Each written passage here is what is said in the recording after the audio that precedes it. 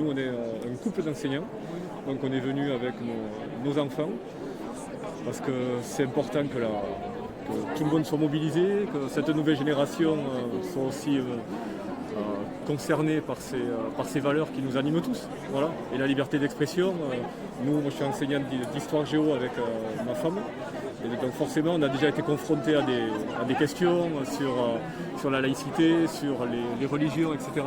Voilà, mais c'est juste notre métier. Cette personne, malheureusement, Samuel, il a été assassiné juste en faisant son travail. Donc c'est dramatique et au-delà du corps enseignant, je crois que tout le monde doit se mobiliser contre ça pour dire non à ça et pour qu'on continue à vivre le plus librement possible parce que c'est la seule chose possible. Est-ce que ça va changer votre manière d'enseigner en histoire-géographie? Mais non, surtout pas. Surtout pas, il faudrait pas. Le pire, les médias en ont peu parlé, c'est l'autocensure.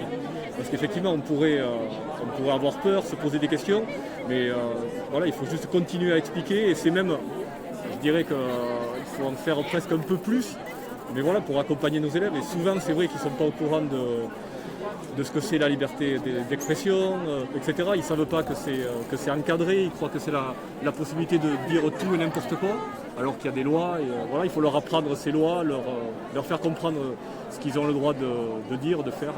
Vous enseignez ici, vous? Oui. Est-ce qu'on est touché par ce type de problème, d'opposition dans les classes ici? Alors moi, ma femme est dans l'éducation nationale et moi je suis dans le privé. Dans un centre de formation, et c'est vrai que franchement on n'est pas très touché ici, mais ça dépend. Je pense qu'en collège, il y a des collèges, oui, les enfants ils sont en quatrième, voilà, en quatrième le public est plus brassé, voilà.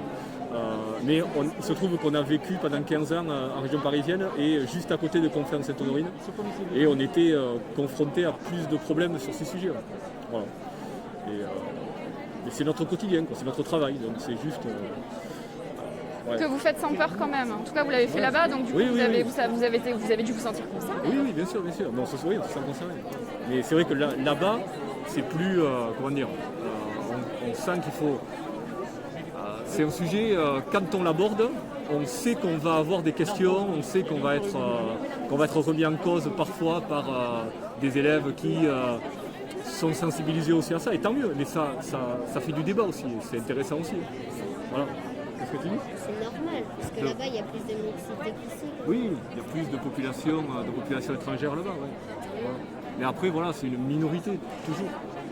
Donc voilà. Et c'est l'éducation, je pense que c'est pas pour rien que l'éducation, c'est indispensable. Et, voilà. Je peux me permettre de demander, demander ce que tu en penses ou pas? Tu en penses quelque chose de tout ce qui se passe, de pourquoi tu es là aujourd'hui? Oui, je sais qu'il y a quelqu'un qui s'est fait tuer parce qu'il a montré des caricatures de Mahomet, mais je pense qu'il faut rester...